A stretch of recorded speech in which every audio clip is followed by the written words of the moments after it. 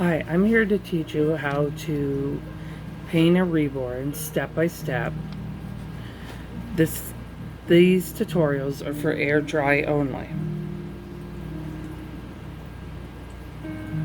I'm making this video to help people that have trouble following a lot of the tutorials, especially when most of them are heat genesis. And I want people to feel that they can do it, rather feel discouraged because they are having trouble understanding. So this is a way to explain step by step reborning. And if you have any questions, you can feel free to message me and I'd be happy to help you. Now I usually start my reborns with a neutralizer, and that would be blue wash. So in that sense, you would take paint and distilled water and you mix it together, and you need to add a medium. If you're not using Ultimate Fusion, I would use a medium. I used to use Folk Art glass and tile and glass, but apparently it hasn't been on the market since COVID. So your other option is Liquid X matte medium, and it comes out white, but it will turn clear. So your color will look a little lighter at first, but then it will darken to the proper color. This works wonderful with air dry paints that require mediums.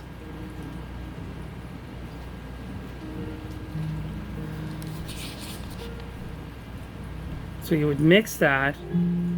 What I usually do is I mix the paint with distilled water first, and then I add the medium. Which with the medium I add a little less than the amount of paint. Probably about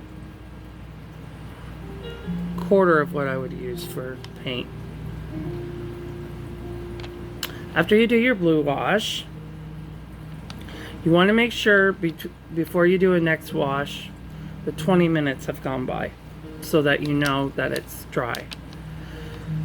So in between each layer, let it dry for 20 minutes. Red wash is your second step. Third, you would do a yellow wash. So let's say for your first washes of the day, if you're only doing 3 layers, it's going to be blue, red, and yellow. And then when you come back, you're going to need another blue wash.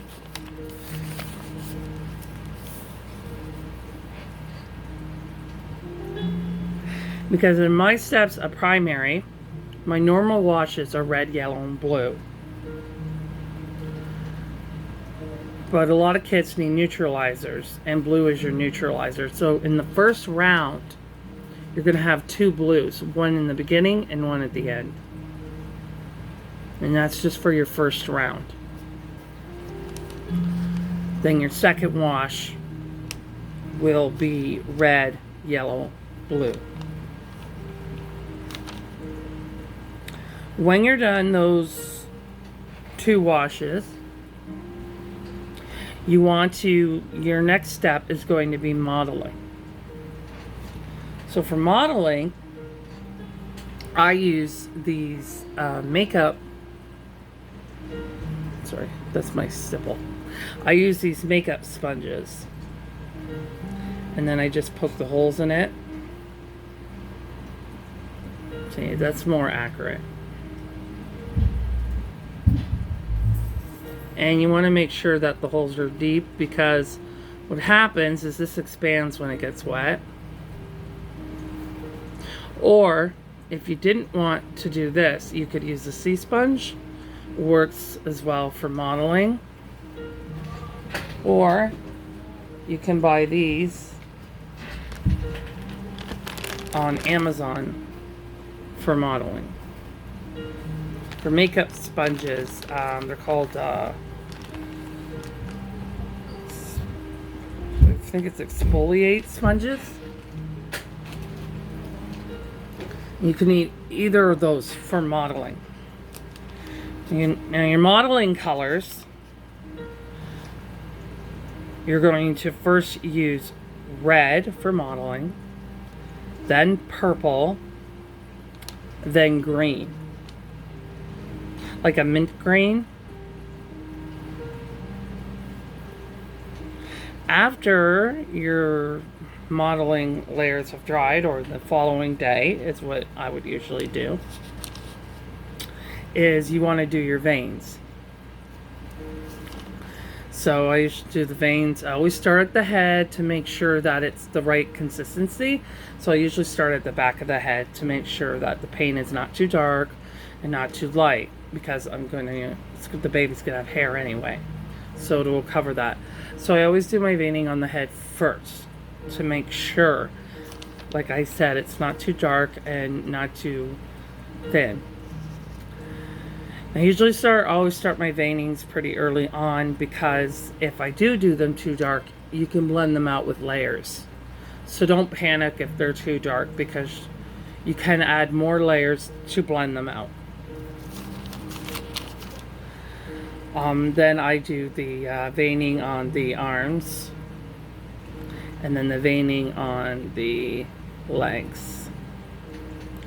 And I will post pictures of guide pictures that I have learned from to help you learn the veining, the shading, and the blushing. Now with modeling, I should explain this when I went over modeling. With modeling, you don't want to do the cheeks, the nose, chin, because the baby doesn't have modeling in the T-zone. This is the T-zone, or the cheeks. So you can do the head, you can do the forehead, the arms, hands, legs, and feet. But do not do the T-zone. So it's here. And don't do the cheeks.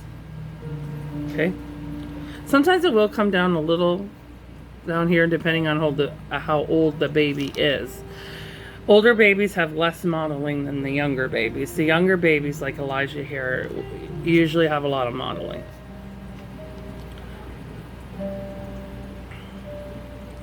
Now for creasing, I use, which is called, you don't have to do this. You can use paint if you prefer.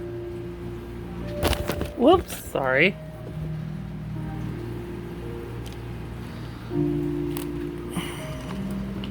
Sorry, it's really small. This is an eyeshadow. In the Reborn world, we call it powders. It is called Fine Wine. Sorry. And it is made by Coastal Scents. And this makes creasing so much easier than painting creasing on. You just take a very fine brush, not very fine, but small enough that you can get into the creases. And you just go around the creasing with it. And if it's too dark, you can blend it out. I always tap after I take some eyeshadow off, I always pounce it on a paper towel so it's not too dark on the baby. Once you do the creasing, you're going to do another round of washing. Now this is where, if you use powders instead of paint, in your red wash, you need to add a sealer so that it will seal in the powders. Because if you don't, the powders will come off in areas, or they could break off after so many layers. So it's really important that you add a small amount of sealer in your wash after you do the creasing.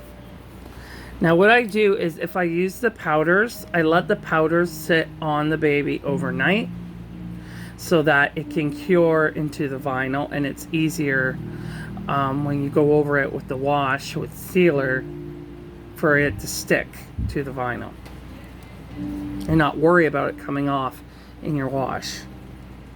If you're using paint for your veining, for your creasing, then you don't need to do what I just said. You would just continue with your washes, red, blue, and yellow. No, sorry, blue, red, and yellow. Now, I don't know if all of you know about texturing. Texturing is a great way to make baby skin. So you would use a dish sponge that you would buy to wash your dishes. You cut them in circles like this. And it gives, it almost looks like modeling, but it gives a skin, like you're looking at skin and not vinyl. And you can do the whole baby. You do the full face, the head, the arms, the hands, the legs, full baby. Okay? And your texturing colors will be the same as your washes: blue, red, and yellow.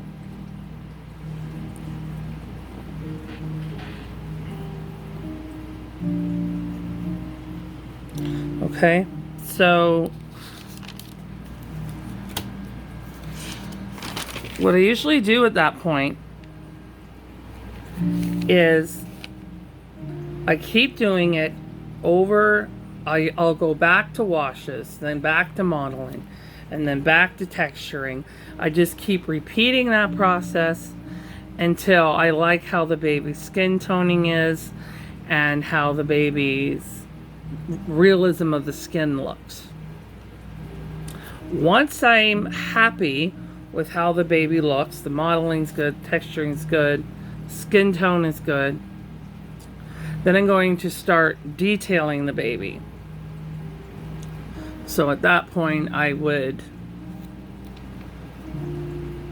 do the shading, blushing. You can do shadings in between your layers, which is fine. Newbies is a good way. If you make a mistake, you can always... Sorry, my video cut out for a reason. I'm not sure why. So, if you're a newbie, you can start detailing early. You can start blushing early, but the problem with the blushing early is that it's just all going to fade out and change. But if you're a newbie and you want to practice your detailing early on, so if you do make mistakes, you can blend it out, that's perfectly fine. But personally, for me, I do my blushing last. I usually do my shading last and my detailing last.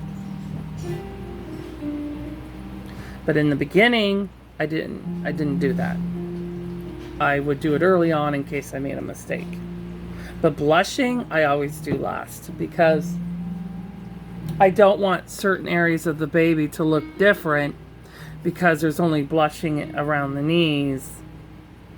And so it might change the coloring and not. So that's why I usually do the blushing very, very last. But if you want to work on detailing, like around the nose and the eyes here, you can do that early on in case you're afraid of making a mistake and you want to be able to blend it out. And that is the basic way of reborning a baby. There are other ways that I do reborn babies, but they are paid tutorials. So I cannot share that information because it wouldn't be right to the master artist that is teaching the classes that I'm paying for. And she has teaches a lot, more depth details, shows you how she's doing it. Her classes have really made me grow as an artist, and I would really suggest, even as a beginner, taking her classes if you can afford them. She does also free videos on YouTube. Her name is Sue Ellen Taromina, and she has a Facebook group called Live Effects with Sue Ellen.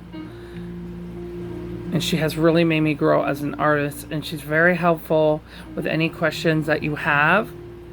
She does live in Australia, I believe, so the time zone is very, very different here. So it may take her a couple days to get back to you, but she's an excellent, wonderful person. Her classes are $10 a month American, and I really, really suggest that you take her classes. She also has advanced tutorials for as you grow better to even learn more detailing and more detailing. Hair painting, hair rooting, everything you need to learn to be a reborn artist. But for newbies, it's better to start basic so that you don't feel overwhelmed and you take it step by step by step. If you have any questions after watching this video, please feel free to message me, and I would be more than happy to help you.